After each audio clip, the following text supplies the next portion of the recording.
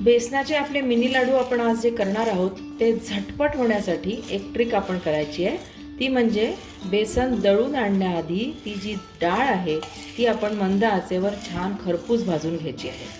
ती एकदा छान खरपूस भाजल्या गेली की आयते वेळी जेव्हा आपण लाडू करू त्यावेळी तुपात आपल्याला ते बेसन फार जास्त वेळ भाजावं लागत नाही। डाळ भाजायला हाताला जास्त त्रास होत नाही, कष्ट पडत नाही, हलक्या हाताने ती भाजल्या जाते। पण लाडू करताना मात्र तुपात बेसन घातल्यानंतर ते हाताला जड लागतं आणि बरेच कष्ट घ्यावे लागतात ते भाजायला। ते कमी करण्यासाठी आपण आज डाळ आधी भाजून घेणार आहोत आणि मग त्याचं रवाळ बेसन दळून आणणार आहोत। ही डाळ समजा तुम्ही जास्त क्वांटिटीमध्ये भाजत नसाल, अगदी घरच्या पुरते थोडेसे लाडू करण्यासाठीच भाजता आहात, तर मात्र मग तुम्ही मिक्सरवर त्याचा रवा काढू शकता। फक्त मिक्सरवर बारीक करताना एक लक्षात ठेवायचं आहे की तो रव्याच्या चाळणीने चाळून घ्यावा रवा, कारण की जास्त जर जाड राहिलं तर मग लाडू खाताना दाताखाली ती कचकच लागते। तो विकतचा जसं जाड आपल्याला बेसन मिळतं तसंच हे झालं पाहिजे, तर त्यासाठी ते रव्याच्या चाळणीने चाळून घ्यावं। मंद आचेवरती ही डाळ भाजायला साधारणपणे 15 ते 20 मिनिट लागतात। खरपूस भाजून घ्यायची आपल्याला, पण अगदी लाल रंगावर आपल्याला ती भाजायची नाही आहे, मंद आचेवरच भाजत राहायची आहे। आता ही आपली भाजून झालेली आहे, ही गार करून मी याचं बेसन मिक्सरमध्ये करून घेणार आहे। खमंग भाजलेली हरभरा डाळ पूर्णपणे गार करून मिक्सरवर मी त्याचं असं जाडसर बेसन करून घेतलेलं आहे। 2 वाट्या बेसन इथे मी घेतलेलं आहे। डाळ मिक्सरमधनं काढून घेतली होती, ही 2 कप आहे या मेजरिंग कपनी।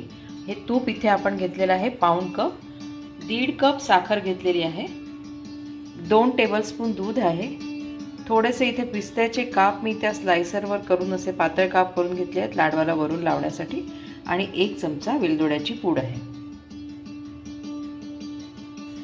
जाड गुळाची कढई आपण इथे तापत ठेवलेली आहे, त्याच्यात पहिल्यांदा 1-2 चमचे तूप आपण फक्त काढून घेणार आहोत।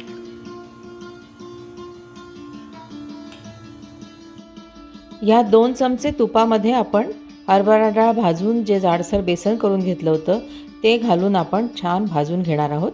आता हे भाजायला आपल्याला फार जास्त वेळ लागणार नाही, कारण मुळात आपण बेसन करण्याआधी ती डाळ छान खमंग भाजून घेतलेली होती।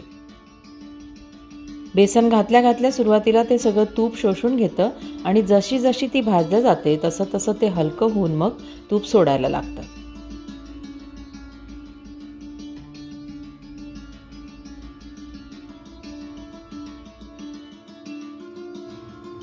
तुपामध्ये डाळीचं पीठ घातल्यानंतर त्याचे थोडे गोळे होतात, तर ते असे झाऱ्याने दाबत दाबत आपण मोडून घेणार आहोत।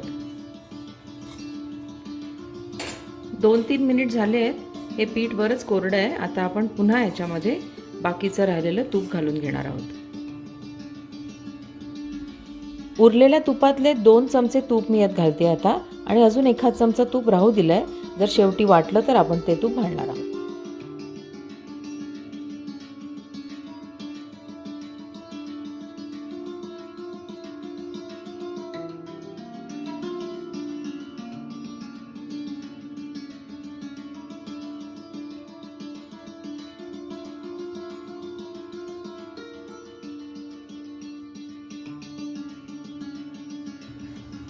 आपण हे मंद आचेवरच भाजतो आहोत।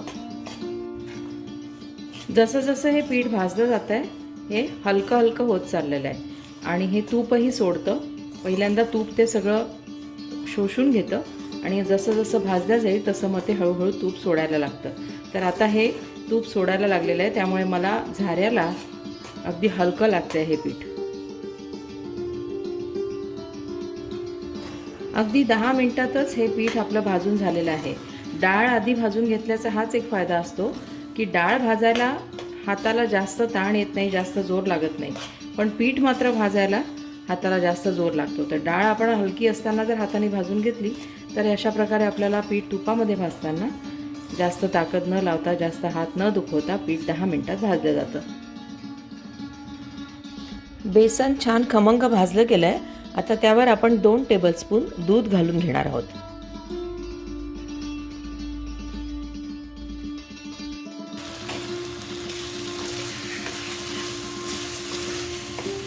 दूध घातल्यामुळे या लाडवाचं टेक्स्चर अजून रवाळ होणार आहे, छान आतून मोकळे मोकळे ते लाडू होणार आहेत.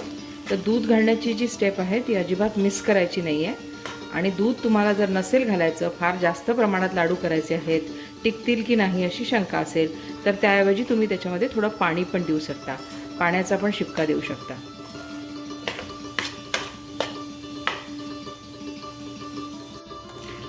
दूध घातल्यानंतर बघा हे पीठ पुन्हा कोरडं झालेलं आहे. आता आपण राहिलेलं जे तूप आहे ते याच्यामध्ये घालून घेऊ.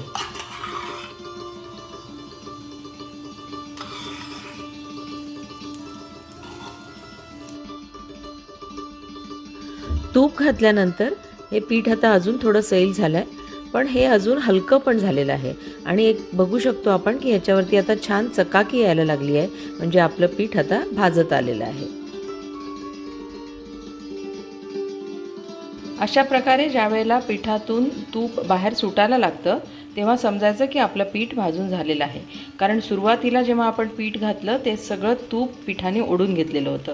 आता मात्र भाजून झाल्यानंतर ते असं हे सगळं तूप बाजूला सोडतं आहे. म्हणजे आता इथे आपण गॅस बंद करायचा आहे. गॅस बंद केल्यानंतर हे आपण एका वेगळ्या भांड्यात किंवा परातीत किंवा एखाद्या प्लेटमध्ये काढून घेणार आहोत. कारण कढई अतिशय गरम आहे, तर त्या गरमीने ते पीठ अजून लाल होऊन जास्त भाजलं जाऊ शकतं. असं एका ताटामध्ये मी हे पीठ आता गार होईपर्यंत पसरवून ठेवणार आहे. एक चिमूटभर मीठ घालते मी इथे. कुठल्याही गोड पदार्थामध्ये चिमूटभर मीठ घातलं की त्याची चव अजून छान होते. हे पीठ आता ऑलमोस्ट गार झालेलं आहे, अगदी किंचित कोमट आहे. आता या वेळेला याच्यामध्ये आपल्याला पिठी साखर घालायची आहे. त्याचबरोबर वेलदोड्याची पूड जी घेतली होती ती पण मी आत्ताच घालते याच्यामध्ये.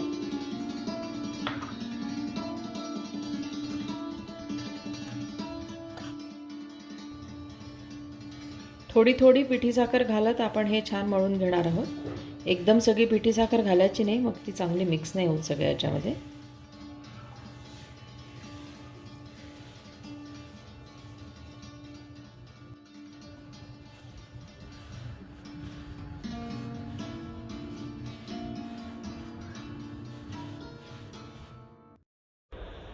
हा लाडू आता छान वळला जातो आहे. 1.5 कप पिठी साखरेपैकी 1.25 कप आपण पिठी साखर इथे वापरलेली आहे. आज मी हे बेसनाचे छोटे छोटे लाडू करणार आहे. आपण याला मिनी लाडू म्हणूया.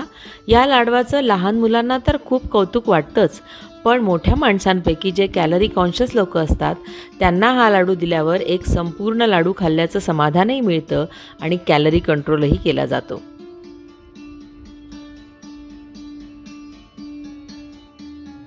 यावर मी पिस्त्याचा एक पातळ असा काप केलेला आहे, तो लावणार आहे.